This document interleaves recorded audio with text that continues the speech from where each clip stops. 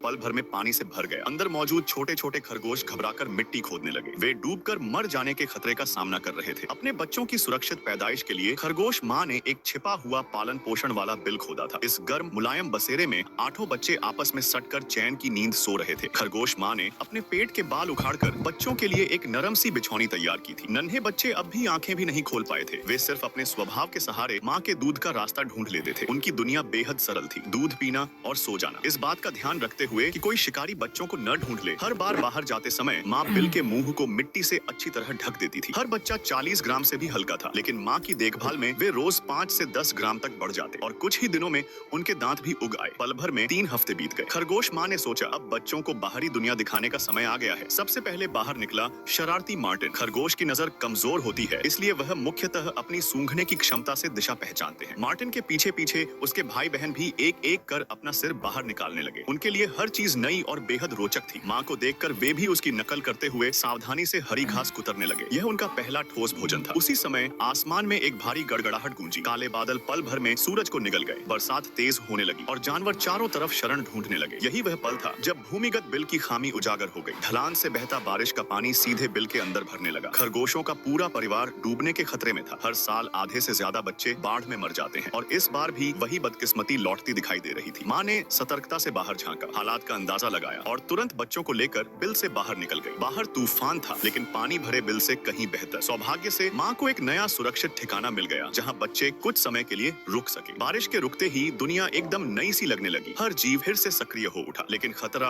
अब भी खत्म नहीं हुआ था। नजदीक आती भेड़ों के झुंड के कदमों से जमीन लगातार हिल रही थी। उनके बार बार पैरों से दबाने पर बिल की मिट्टी टूटकर गिरने लगी। अब उनके पास वहाँ से निकलने के अलावा कोई विकल्प नहीं बचा। और सबसे कठिन बात यह थी, खरगोश माँ को नया साथी मिल चुका था और वह जल्द ही फिर से नए बच्चों को जन्म देगी। इसलिए इन नन्ही नन्ही जानों को माँ से जल्दी ही विदा लेना पड़ा और खतरों से भरी इस दुनिया का अकेले सामना करना पड़ा।